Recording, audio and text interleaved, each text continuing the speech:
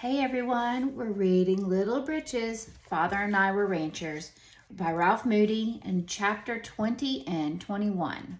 The morning before Thanksgiving, Father put 3 sacks of peas on the back of the buckboard, and he and Mother started for Denver before Mariel and I went to school. We had to walk because they drove Fanny, but Grace stayed home to take care of Philip and Hal. It was after dark when Father and Mother came home, but I heard Fanny's feet when she came over the bridge at the gulch. She was just walking, and King and I ran down the wagon road to meet them. I thought it would be fun to jump out and frighten them, so I flopped down behind a big tumbleweed and held King close up against me. Before they were opposite us, I could hear Mother talking. "Let's not allow the small price we got for the peas to spoil our Thanksgiving, Charles. With 5 healthy children, we have more to be thankful for than most anyone I know. And we have enough to feed them till spring, even if there won't be much variety." Hearing her talk like that when she didn't know I was there made me feel like I was being sneaky, so I jumped up and yelled, "Hi, Father!" We did have a good Thanksgiving, too. Father and Mother must have sat up till nearly midnight to get things ready. They didn't let us look into the box of groceries when they got home and made us go to bed early. But when we got up in the morning, our biggest turkey was all dressed and hanging up near the kitchen door to chill. At breakfast, Mother said, "Grace and I have a lot of work to do this forenoon. I want the rest of you to get bundled up and stay right out from underfoot till dinner is ready." That was the first time Father let me drive Billy. The section hands had been putting some new tires in the railroad track and had left the old ones so we could have them for firewood. Father wouldn't let me hitch Billy to the wagon, but said I could lead him out of the barn. Then, after I had hooked Nig's traces, he passed me the reins. Billy still tried to run away sometimes. I had to be real careful that my hands didn't shake a bit, so he would know I was a little mite afraid. I didn't try to sit on the seat, but stood down on the wagon bed where I could brace my feet in good shape. I guess Billy knew all right that somebody besides Father had hold of the lines, because he started off dancing and hopping. But I pulled hard on the reins so that as not to give my hands any chance to shiver. And by the time we got out where the ties were, he was behaving pretty well. Every time Father heaved a tie onto the wagon, Billy would jump. But he didn't try to run away, and he pulled just as well as Nig when we were going back to the house. I was nearly starved before Mother came to the door and called, "Dinner!" And you never saw such a dinner in all your whole life. There was sweet potatoes and white potatoes and boiled onions and squash and turnips and cranberry jelly beside the turkey. When that was gone, there was mince pie and pumpkin pie, and afterwards a pound of cracked nuts and a plate of fudge. We all ate so much we could hardly get up from the table. When Father and all of us lay on the floor by the stove while Mother read us Snowbound, I think it was about the best day any of us had ever had. The only thing that happened before Christmas is one I don't even like to remember about. Since we moved to the ranch, Father had spent all his spare time setting fence posts. Soon after Thanksgiving, he set the last ones, so that he had a row clear around the whole place. The Saturday before Christmas, we started stringing the second-hand barbed wire we had bought from Mr. Cash. Father had bought a wire stretcher that worked kind of like a pump. The more you pump the handle, the tighter the wire got. Philip came out to watch us, but Father wouldn't let me do anything except bring him staples. And he told me to keep Philip way back away from the wire till he had it stapled tight, because it might break and hurt us. Father had just finished stretching the top strand of wire when I noticed a big bald eagle. He seemed to be about a mile high and was almost standing still up there. I forgot all about Philip and the fence and everything else, and was thinking of all the things I could see if I were sitting up there on the eagle's back. All at once there was a quick high zinging, and I looked around just in time to see Philip yanked off his feet and thrown over end. Father and I went running to him as fast as we could go, and I could see blood on his neck and the side of his face. Father's hands were shaking nearly as hard as mine when he picked Philip up, but the wire hadn't really hurt him very much. The barbs had ripped the collar off his coat and had torn a little piece out of the bottom of his ear. It was bleeding all down over his neck. As soon as Father found that Philip wasn't hurt badly, he said to me, "Take him into your mother. Your punishment will be that you can't ride or drive any horse for a month, and you can't help me with the fence anymore." He didn't say anything about donkeys, but I didn't play with Willie Aldevolt's old spotted one for the whole month. Every time I even thought about it, I could hear the zing of that wire and see the red blood the way it looked on Philip's neck. Father and Mother went to Denver again a couple days before Christmas. That time they hitched Nig and Fanny to the big wagon and took a whole load of peas. They didn't come home till way after dark. Grace and I could hardly wait for them to get back. She had been telling me that Father and Mother had to help Santa Claus with the Christmas presents, and that they would be bringing them when they came home. We both ran down the wagon road to meet them as soon as we heard the wagon come over the bridge at the gulch. Father stopped the team and let us climb into his wagon, but there wasn't a thing in it. While Father was unharnessing, I poked Grace with my elbow and told her she had been making up all that stuff about Father and Mother having to help Santa Claus, but she just looked at me smart and said if they didn't, there wouldn't be any presents. When Father hitched Fanny up the next morning and said he was going to the mountains to see a fellow about a dog, Grace poked me right hard and said I'd find out if she wasn't right as soon as he came home. I didn't, though. There wasn't a thing in the buckboard except his little shingle hatchet, and Grace told me we were too poor for Santa Claus to come that year because the beans got frozen.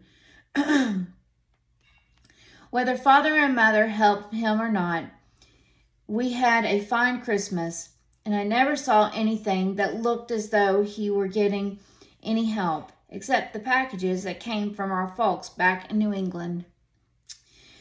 Christmas Eve, Mother told us we couldn't get up till daylight.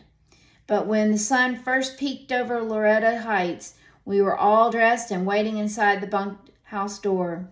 Father and Mother were still in bed when we went tearing into the house. There was a big Christmas tree in the corner of their room, all decorated with strings of popcorn and whole cranberries, and there was a big stack of presents under it. But Father said he never even heard the sleigh bells when Santa Claus came. We all got new shoes and caps with earlaps and stockings and heavy winter underwear. And I got a jackknife with 2 blades and a new geography book. We didn't have any turkey, but Mother baked a whole ham, and we had all the trimmings to go with it and a big plate of fudge. There wasn't any school between Christmas and New Year's. That's when Fred Altland started baling his hay. Father and I worked for him all week. Fred said hay had gone to such a low price that he could only afford to pay half as much as he paid us in haying time. but he'd give us 10 tons of baler chaff for our week's work. It was good cow feed, and Father said that we could boil it with frozen beans to make the best hog feed in the world. The baler chaff was all alfalfa leaves and little short stems, so the only way we could haul it was in a wagon box, and Fred said it would take 5 loads to make a ton. As soon as my month of punishment was over and I could drive horses again, Father let me start hauling the chaff. At first, he went with me to be sure I could handle Billy all right. But after that, it was my job to go alone and get 1 load every night after school. I didn't have a bit of trouble with Billy, but I guess Fanny kind of forgot me during that month. The first day I went to put on her bridle, she kept jerking her head up, so I couldn't get the bit in her mouth. I was standing up in her feed box, and the more she kept bobbing her head, the madder I got. At last I grabbed her by one ear to pull her head down. Quick as a wink, she snapped at me with her teeth. She had snapped at me 1,000 times before, but had never touched me, so I didn't dodge it that time. There was a rip and a burn over my wishbone, and when I looked down, blood was coming out of the hole in my jumper. It scared me a lot more than it hurt, and I went running into Mother, hollering like a dog with a stepped-on tail. I guess she was as scared as I was. Father was working on some little ditch boxes out in the bunkhouse and came in to see what had happened. While Mother took off my clothes, he made me tell him what I did to Fanny to make her bite me. Then he just looked at the skinned place before he went back to his work and said, "Well, I don't see any reason for me to punish you. I think she handled the matter very well herself." Ever since Christmas, Father had been working on the ditch boxes and a little system of canals. It ran from the well to the far end of the bunkhouse. The Saturday afternoon before Easter, all the ranchers on our side of the creek, clear up to the mountains, came to our place for a meeting. Father explained how the boxes worked so that each one took the right percentage of water that was coming through the canal. He said that if everybody used them, the ranchers near the head of the ditch would get 60% of the water and the rest would get 40%. Then somebody pumped water into one end of the system, and everybody else watched it work and said, "Well, I'll be danged." After they'd played with it till the yard was 4 inches deep in mud, Father went into the house and brought out a paper he and Mother had been working on over every evening for a week. Then he passed it to Mr. Wright, who read it aloud. Then the signers agreed to use Father's boxes and not to tamper with them or take any more water than the boxes measured out to them. Fred and Mr. Wright were the last 2 to go. They both shook hands with Father and told him that if he hadn't figured out the new system, somebody would have been killed in the water fights. Father told them that he hoped they didn't think his new boxes would be a cure-all. He said that if one man really wanted to be honest, another man couldn't keep from it. But the boxes would make it harder for him to be dishonest without being caught. Mother and I were proud of him too. She hugged him around the neck as soon as Fred Altland was gone and told him he was the smartest man in the world.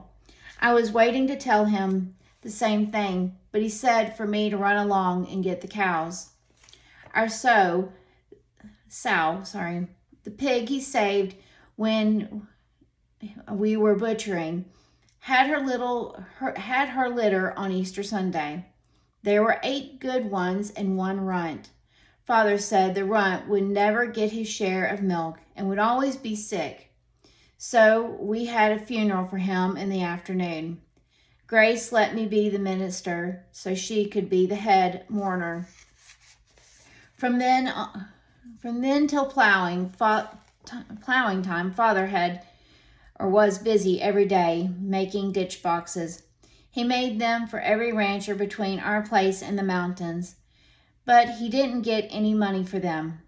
The men would bring him the boards and spikes and bolts, but none of them had any money. So Father had to trade them his time for little pigs or chickens or other things he could use. He got a heifer calf from one man and a weanling colt from another. By plowing time, we had 19 little pigs, 8 turkeys, and a whole bunch of hens. It was about that time that I first heard anybody talking about the gold panic. But from then on, everybody talked about it.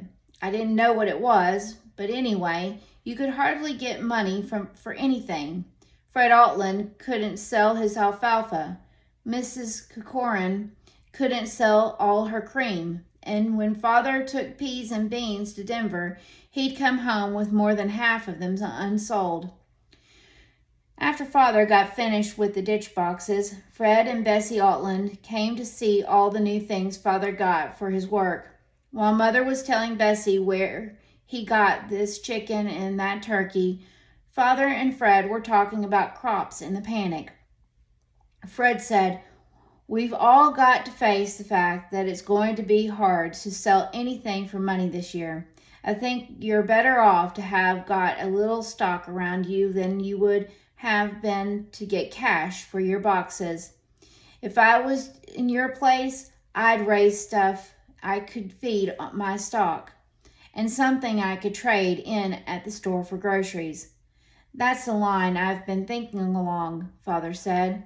"But I don't want to get out more crops than I can get water to raise. Having the stock is fine, but it's left me less than $20 to buy seed with."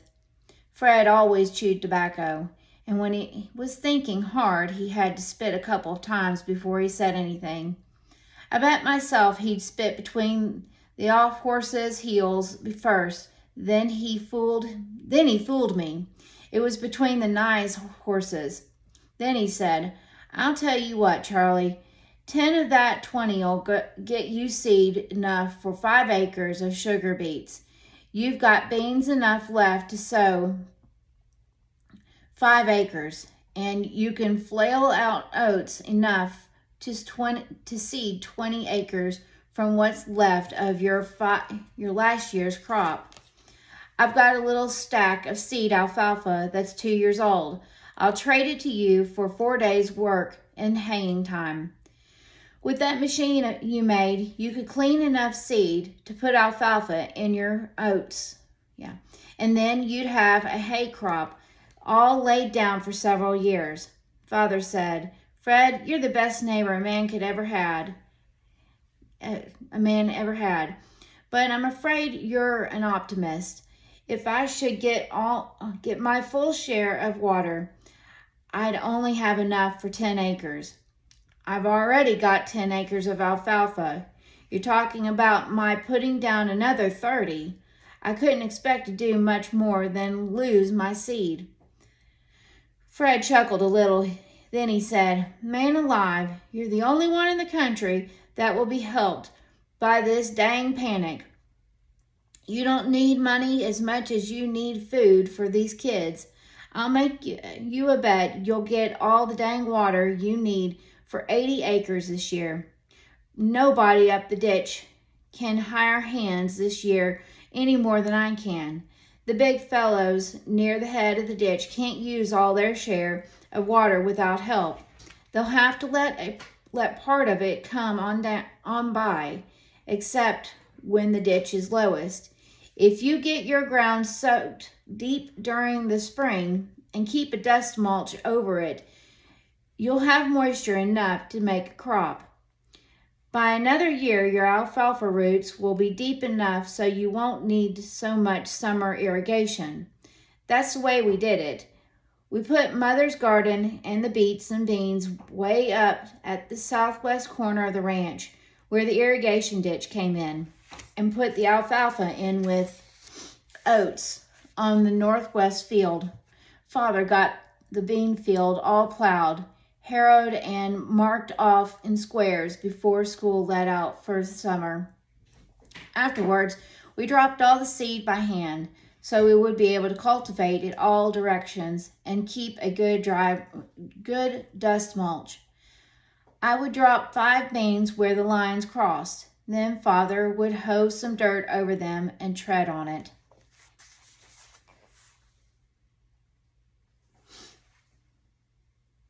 Okay. Chapter 21. I break 9 toes. Sweet clover grew in thick all over last year's pea field. Fred told Father it would make pretty good hay if it was cut while it was still young and tender. He let us take his mowing machine to cut it, but Father wouldn't let me go anywhere near the mower while the horses were hitched to it. I'd had my 9th birthday just before Christmas and had been driving teams for a year. It seemed to me I was old enough to drive the mowing machine just a little while, and I knew it'd be fun to sit up on the little iron seat and watch the cutter bar flash back and forth while the clover tumbled down. I guess I came pretty near begging Father to let me do it, but he said no. Then he told me it was too dangerous, but that he would let me drive the horse rake after the clover had dried into hay. I could hardly wait for it to get dry enough to rake. I knew just how to kick the foot pedal so the teeth would fly up and dump the hay in straight, even rows. I had watched Father do it all one evening the summer before. When the day of raking came, Father had put a low seat on the horse rake because my legs weren't long enough to reach the foot pedal. He used a little iron one off the mow machine. I could sit clear back in it and still reach the pedal. At first, Billy had been nervous on the mowing machine. The cutter bar went clackety-clackety-clack right behind his heels, and 2 or 3 times he acted as though he wanted to run away. But old Nig kept right on plodding, and after 3 or 4 times around the field, Billy settled down.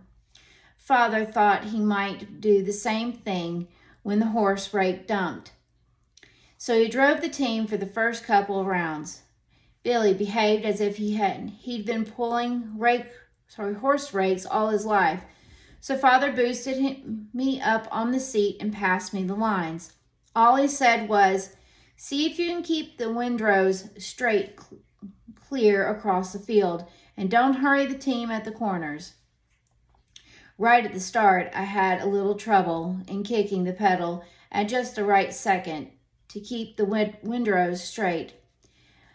But I got the knack after the first 2 rounds. Everything went fine till the train came through, and I was planning how I'd be able to get a man's pay in haying time.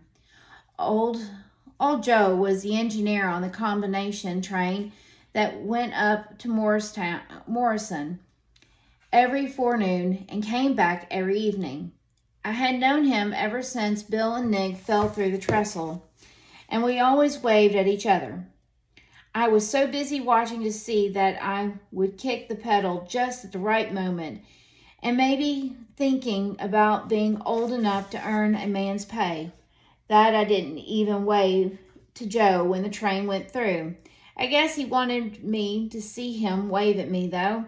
He blew 3 sharp blasts on the whistle when he was right even with me. You'd think the whistle might have scared Billy, but it was old Nig that started to run first. He jumped quicker than our tomcat did the same time I hit him with a tomato. That made the single tree bump Billy on the hocks, and he took off like a greyhound. The ground was bumpy where the bean rows had been, and the big high wheels of the horse rake bounced over them so that the iron set jumped in every direction.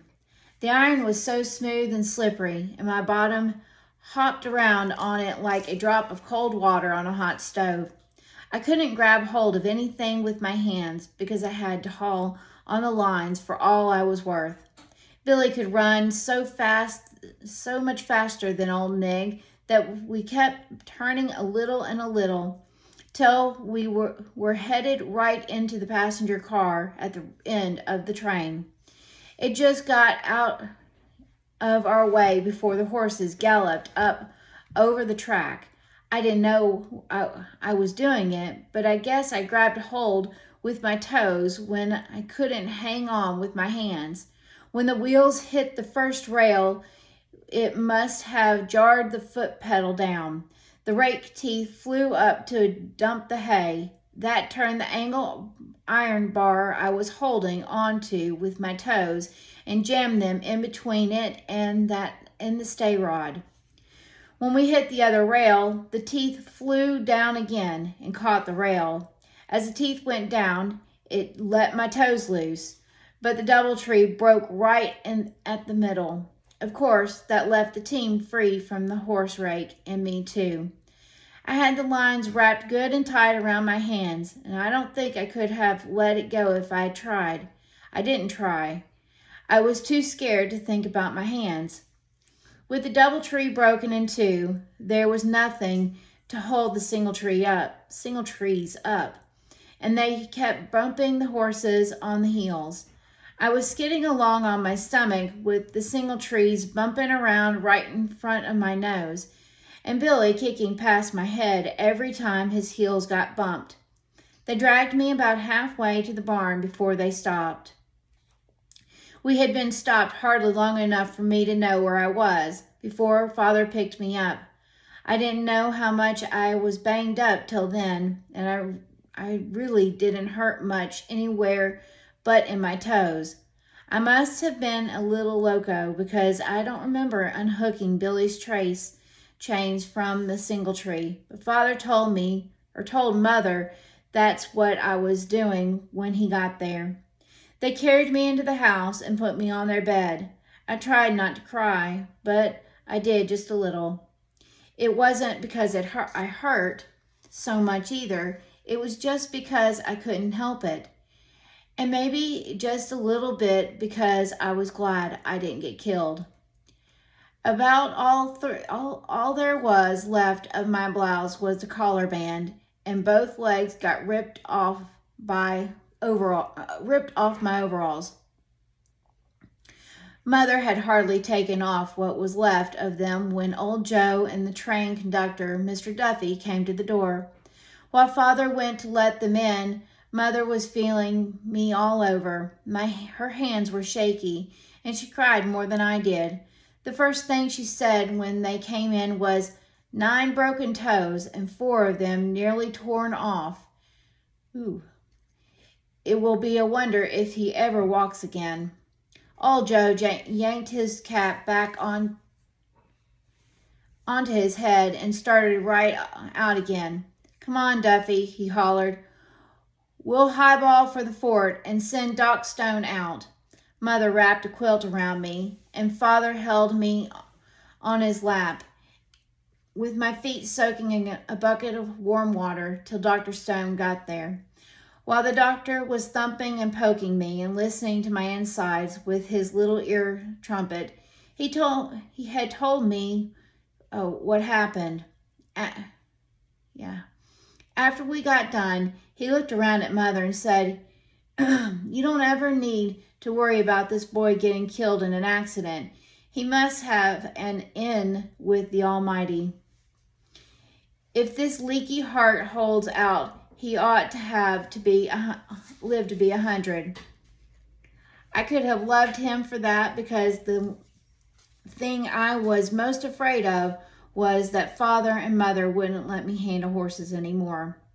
After he'd wiggled my toes around some, he told Father to get a piece of smooth board and cut out pieces to fit the bottom of my feet. When they were ready, he had Father saw slots between the places for my toes. It hurt like 60, and I yelled plenty when Dr. Stone was pulling my toes out so as to make the ends of the bones fit in together. And while he was tapping them down to the boards, He'd put a little wad of cotton under one of them, then wind sticky tape around both it and the place where Father had cut out in the board to match it. He let me rest for a little while and after he had set all 5 toes on my left foot. Then he started to laugh when he was looking at the big toe on my right foot, the only one that didn't get broken. I had a stone bruise on the bottom of it, and he said, "Don't you ever holler about a stone bruise again. If this one hadn't been so sore that your nerves told your brain to keep it up out of the way, you'd have broken all of your toes." I liked Dr. Stone, even if he did hurt me when he was setting my toes. Mother asked me how long I'd have to stay in bed. First, he looked at me. Then he looked at his watch and said, "Oh, I'd say till about 7 o'clock tomorrow morning. I'll tape these wooden shoes around his ankles so they won't flop, and it won't hurt his toes any to clump around on them." My toes and the places where I got skinned up hurt a lot more that night than they did right after I hurt them. Father slept out in the bunkhouse, and I stayed in the bed with Mother, but I didn't sleep very much. Before Father went out to bed, he fixed me some brandy in a glass with sugar and water. I got kind of dizzy after drinking it, and I guess I slept some, but it was an awfully long night. The next morning, Father made me a pair of crutches out of 2 old broom handles. I went out to the kitchen for breakfast. Mother had made the other youngsters stay outdoors after I got hurt and when the doctor was there, so I hadn't seen any of them. My toes didn't ache so much that morning, and I guess I was a little bit glad I did get in an accident because all the others kept looking at me as if I were somebody important. It's funny how word gets around when somebody gets hurt. The day after I broke my toes, most everyone in the neighborhood came to see me. Even Mrs. Corcoran came and told me I was a fool because I didn't let go of the reins instead of getting dragged. Willie Aldevolt brought me a pair of doves that were just big enough to have feathers on them, and Fred Altland said he knew I was going to make a horseman the minute he laid his eyes on me. The one I liked best to have come to see me was King. He acted more sorry than anybody but Father and Mother, and he'd sit beside me for an hour at a time, and every little while he'd lick my hand. Oh. Two Dog and Mr. Thompson came the second day. Two Dog had a little pouch full of dried leaves, and Mr. Thompson told Mother to boil them and put the broth on places where I was skinned. I don't think Mother would have done it if Mr. Thompson hadn't stayed all afternoon to watch. Anyway, she always put it on my hands and arms, and they were the first sores to heal. Mother let me eat supper out on the porch with Two Dog. He ate all his salt pork and Johnny cake, but he didn't touch his beans. And I got Grace to bring out a bowl of sugar to go with his tea. Once in a while, he would reach over and lay his hand on the part of my leg that wasn't skinned, and I hoped he'd stay till late in the evening, eating sugar out of his hand. But Mr. Thompson harnessed the buckskins right after supper. I like to have people come to see me and ask me about getting hurt. Really, my toes didn't ache very much after the first 2 days, but I thought it might be nice to act as though they were killing me. So Mother would give me lots of attention, and more people would come to see how I was.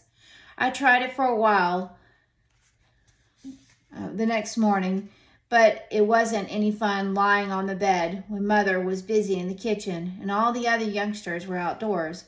I couldn't even fool King. He would only come to the door and whine. By 9 o'clock, I took my crutches and went out to see how our new colt was getting along. I forgot all about the colt, though, because Father was just coming out of the barn and called me to come and see Brindle's new calf. In a few days, I got tired of my crutches and threw them away. Father glued pieces of leather on the bottoms of my wooden shoes so I wouldn't wear out the binding tapes. I could clump around pretty well. Of course, I had to walk kind of stiff-legged and the way you do on stilts, but it didn't bother a bit about riding Fanny. Father let me ride her to Fort Logan to see Dr. Stone, so I got a chance to let all the kids in Logan Town see that I had really broken 9 toes at one time. All the doctor did was wiggle my feet around a little and put some fresh bandages on the skinned places. He looked real carefully at the places where Mother put on the broth from 2 dogs' leaves. Then he said, I do declare. Find out from that old Injun what kind of leaves those were, will you? I said I would, but I always forgot it when I saw 2 dogs. That spring, Mr. Wellborn, a wealthy man from Denver, had bought the quarter section where I used to herd Mrs. Corcoran's cows. He had an artisan's well sunk and had trees set out along his driveways, and where he was going to build his house, he used to pay me 50 cents a day to hoe and water them when we weren't busy haying. My broken toes cost me 2 whole weeks working for him, but Fred Altland said I would be worth just as much in haying as if my feet were all right. He said I wouldn't be able to break any more toes driving a horse rake now that I had boards on the bottoms of my feet, and he couldn't see any reason why I shouldn't do it. Fred must have talked to Father and Mother a lot because they didn't say no. We did a lot of haying that summer because nobody but Wellborn had any money to hire help, and the neighbors had to trade work back and forth. My 2 jobs were driving a hay rake and riding the stacker horse, and whatever place we worked, Father sharpened the mowing machine knives, fixed the broken machinery, and ran the stacker. When it was our turn, the neighbors all brought their machines and helped us. I always liked working at Altland's best. Fred used to butcher a pig for each of his 3 alfalfa cuttings, so there was plenty of fresh pork, and Mrs. Altland didn't seem to care how many chickens she fried and how much sugar it took to make pies and cookies. She and Bessie could cook almost as well as Mother, and they had lots more things to cook. While we were putting up Fred's first cutting of alfalfa, his cousin came out from Denver for a visit. He brought his wife and Lucy with him. Some of the other men said he was sponging on Fred because he loafed around and told stories a lot of the time. I think his wife and Lucy were sponging too, because I never saw them help with the cooking or dishwashing, but I liked Lucy just the same. She was a year or 2 older than I, and while the horses were resting after dinner, we used to play up in the hayloft of the barn. She told me lots of things I hadn't thought about before.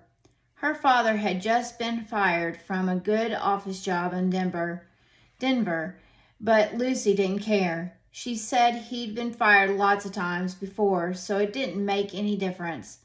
I remembered what Fred had told Father about needing food for us youngsters more than money, and I told Lucy about it. Then I said that the Altlands had better things to eat than anybody else in the neighborhood, and I thought Fred would let them live right there if they did enough work. Lucy didn't like that at all. She asked me if I thought her father looked like a darn fool. Then maybe I could tell her, she said, that only dolts and darned fools lived on ranches because farmers didn't need any brains and there was too much hard work to do. Then I got mad. She said that Fred and Father weren't fools. When I got mad, she said that Fred and Father weren't fools because they owned their own ranches and hired men to do most of the work. I didn't want to tell her that Father didn't own our ranch, and I didn't want her to think he was a darn fool, so I just kept still. Then she told me that smart men like her father never did have to work hard because they knew the world owed them a living, and there were easier ways to get it than doing hard work. I wanted her to tell me more about the easier ways, but the men had come out to get the horses, and Jerry Alder yelled, "Jigger up there in the haymow, Spikes, your old man's coming." All the men except Father and Fred were there, and when I started coming down the ladder, Jerry called up to me, "I'll bet you learned a heck of a lot of new things up there. Did you do any good?" I told him I didn't know if I did any good, but I sure learned a lot of new things. Then, before I could tell him anything about the new owing everybody, I told him I didn't know if I did any good, but I sure learned a lot of new things. Then, before I could tell him anything about the world owing everybody in easy living, they all started howling and laughing. Lucy's father laughed louder than anybody else. While we were milking that night, I told Father what Lucy said about her father and asked him why he didn't try to do the same thing. I only saw Father mad 2 or 3 times, but that was one of them. He jumped up off his milking stool and came around behind Brindle. His face was gray-white. Even his lips were white, and his voice was shaky when he said, "Don't you ever talk to that girl again." He just stood there for a minute, as if he didn't know what he was going to say. Then he put the stool right down in front of me and sat on it. He reached out and took hold of my knee hard. His voice didn't shake then, but he talked low. "Son," he said, "I had hoped you wouldn't run into anything like this till you were older, but maybe it's just as well. There are only 2 kinds of men in this world, honest and dishonest men. There are black men and white men and yellow men and red men, but nothing counts except whether you're honest men or dishonest men. Some men work almost entirely with their brains, some almost entirely with their hands, though most of us have to use both. But we all fall into one of the 2 classes, honest and dishonest. Any man who says the world owes him a living is dishonest.